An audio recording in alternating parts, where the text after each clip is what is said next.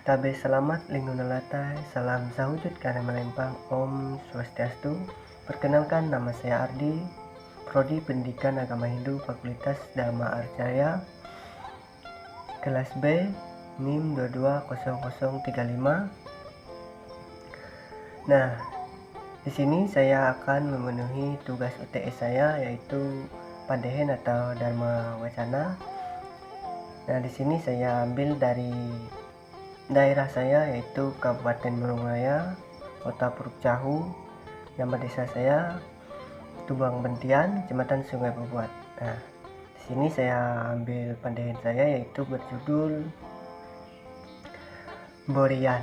Nah, Borian ini yang di mana di tempat saya ketika melakukan ritual berian ini atau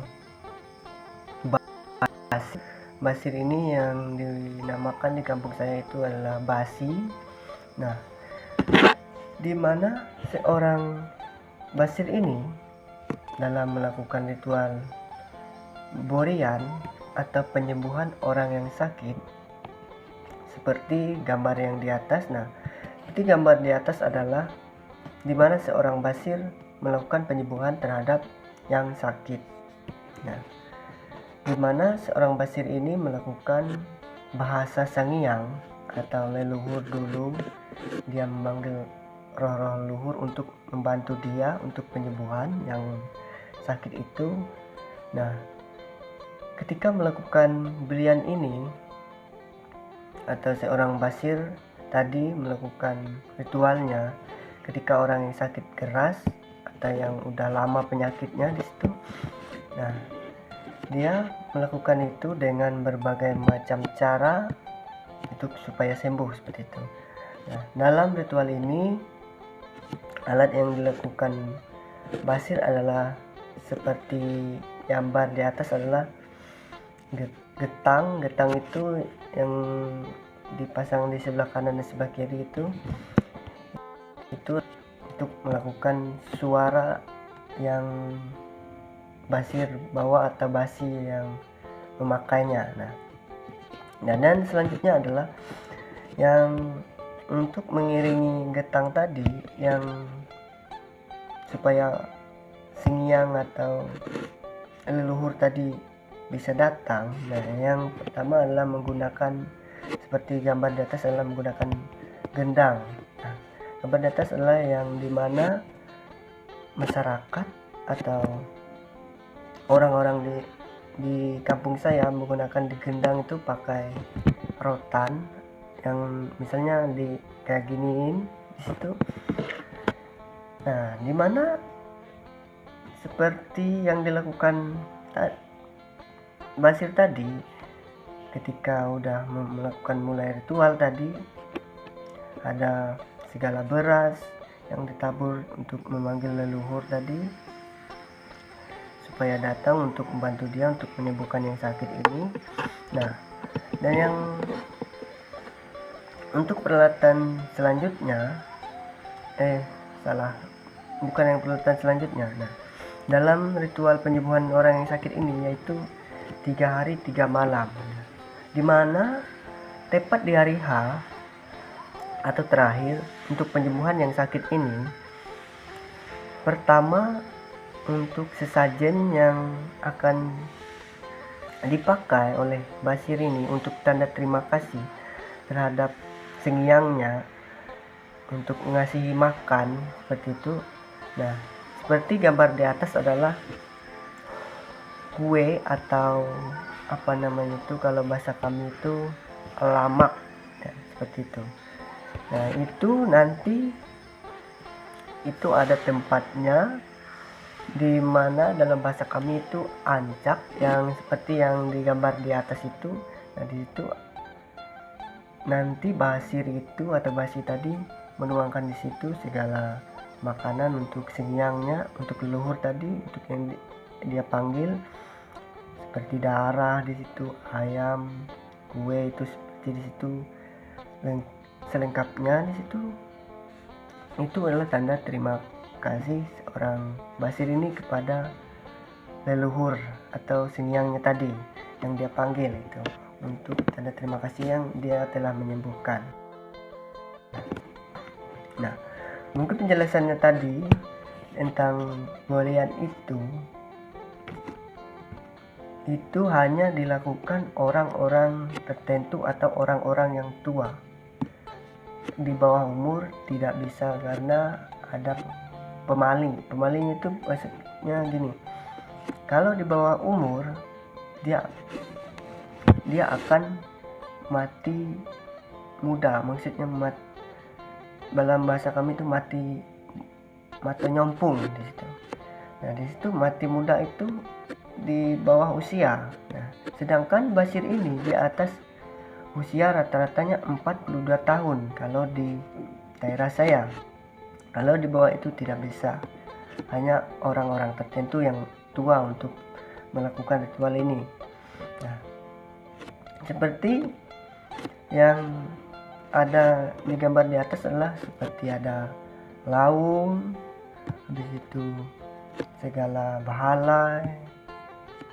Untuk peralatannya itu ada kelapa, gula di situ, segala beras untuk leluhur tadi. Nah, dimana selengkapnya alat di situ untuk seorang basi tadi. Nah, dan selanjutnya adalah ketika basi itu melakukan penyembuhan tadi terhadap yang sakit, di situ dia mengeluarkan sejenis, bahasa kami itu polong. Polong itu yang dia mengeluarkan yang dari tubuh yang sakit itu, seperti misalnya ada kayu keluar dari dadanya, seperti itu. Itu pun seperti yang saya jelaskan tadi, itu pun dibantu oleh leluhur tadi atau sengiangnya tadi untuk menyembuhkan yang sakit tadi, seperti itu. Nah, dan selanjutnya adalah pembuatan ancak tadi. Itu terbuat dari bambu atau rotan. Ini membuatnya itu bisa juga seperti saya atau yang lebih tua, itu bisa saja, itu misalnya manual aja, tidak ada larangan, seperti itu, bebas pembuatannya. Seperti dari bambu tadi ada beras, yang dimaksud kami itu pulut di situ, atau ketan yang dimasukkan di situ, direbus itu untuk sesajennya nanti, untuk hari-harinya. Nah, dimana pas hari-hari nanti untuk seluruh yang telah membantu Basir tadi, dia memanggil leluhur itu, mau singiangnya, bahasa kami itu singiang bahatinya, seperti singiangnya ada singiang uwong, singiang kerbau, singiang urom. Itu kalau nggak salah itu singiangnya ada 7 singiang yang saya pernah, bukan yang saya pernah lihat, yang saya pernah dengar tuh. Tapi yang lainnya tuh lupa saya nama-namanya di kampung saya, karena di kampung saya bukan yang setiap hari untuk ritual penyembuhannya, dan siapa juga yang mau sakit setiap hari untuk penyembuhan seperti itu. Dimana seorang Basir ini adalah yang tua tadi.